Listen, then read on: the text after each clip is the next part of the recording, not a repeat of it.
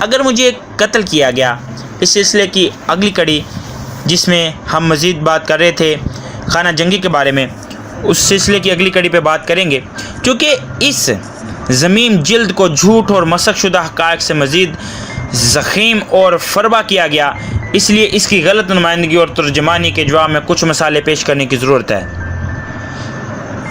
صفحہ 16 پر شق ایم میں بیان کیا گیا ہے کہ سب کچھ کرنے کے بعد انتخابات کے انعقاد کا اعلان ایسے وقت میں کیا جائے جبکہ اعلان اور انتخابات کے انعقاد کے مابین ممکن حد تک کم سے کم وقفہ ہو۔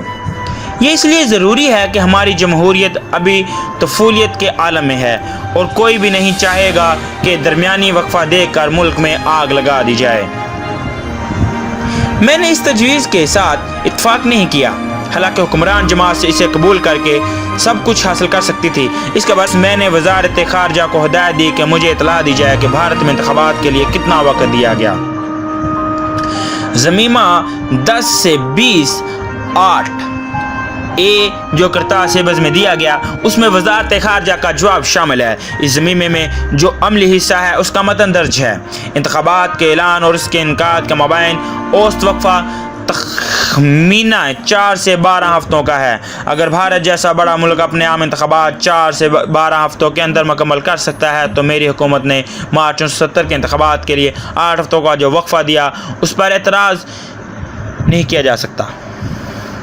حجم اور آبادی کے اعتبار سے ہمارا ملک بھارت کے صوبہ اتر پردیش کے برابر ہے۔ اگر 4 ہفتوں کے اندر بھارت جیسے طویل اور عریض ملک میں منصفانہ انتخابات کے لیے وقفہ دیا جا سکتا ہے تو پاکستان میں انتخابات کے لیے 8 ہفتوں کے وقت پر کوئی اعتراض نہیں کیا جا سکتا۔ 8 ہفتوں کی یہ انتخابی مہم اتنی آزادانہ منصفانہ تھی کہ جیسے جہنم کے سب دروازے کھل گئے۔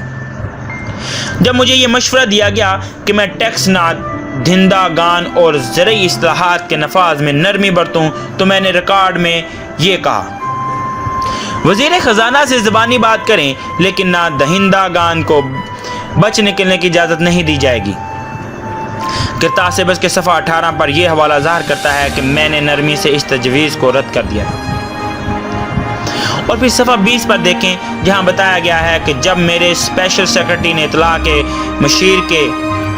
کے مشیر کے ساتھ اس نقطے پر اتفاق کیا کہ جہاں تک ممکن ہو سکے حزب اختلاف کے رہنماؤں کو ریڈیو اور ٹی وی پر آنے کا موقع نہ دیا جائے تو خود کرتاس ایبز کا تسلیم کرتا۔ بہرحال مسٹر بھٹو نے فیاضی کا ثبوت دیتے ہوئے اس اختلافات کا ہمیں ان رہنماؤں کو کچھ وقت ضرور دینا چاہیے، معقول حد تک وقت دینا چاہیے۔ یہاں اس حقیقت کا اظہار ضروری ہے کہ میرے اسپیشل سیکرٹری کو یہ تجویز مسلم لیگ کے امیدواروں نے پیش کی تھی، وہی مسلم لیگ جو اب اس فوجی ٹولے کی حلیف بن گئی ہے۔ وہ کافی عرصے تک یہ ترغیب اس وقت تک دیتے رہے جب تک میں نے اسے مسترد نہیں کر دیا۔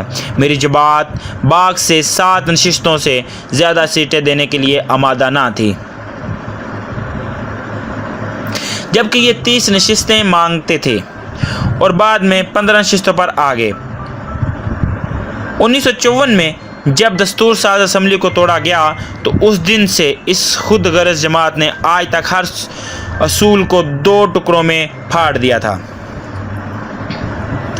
فوج میں ایک میجر جنرل کی حیثیت سے خدمات انجام دیتے ہوئے جہاں تک اس کا تعلق ہے میں اس سے متعلق مختلف حوالوں کے بارے میں کوئی تفصیل رائے نہیں دوں گا کہ اس نے انتخابات میں کیا کردار ادا کیا۔ وہ ایک قابل افسر اور ایک بہادر سپاہی ہیں، کیونکہ ہر شخص کو ایک دن خدا کے سامنے جواب دینا ہوتا ہے، اس لیے یہ میرا اخلاقی فرض ہے کہ میں اس کے لیے ایسے تمام امور سے علیحدہ رہوں جو انتخابی مہم میں ہیں۔ اس کی وابستگی کے بارے میں یہ سوال پیدا کرتے ہیں، میں ان تمام امور سے علیحدہ رہوں۔ اس کے ساتھ ساتھ میں کرتاس ایبز کی نشاندہی کروں گا جہاں اسے ایسے والے ملتے ہیں جن سے میں اخلاقی طور پر تمام ٹھوس اعتراضات قبول کرتا تھا۔ اس سلسلے کی اگلی کڑی کے ساتھ آپ کی خدمت میں حاضر ہوں گے، تب تک کے لیے اجازت دیجیے۔ اللہ حافظ۔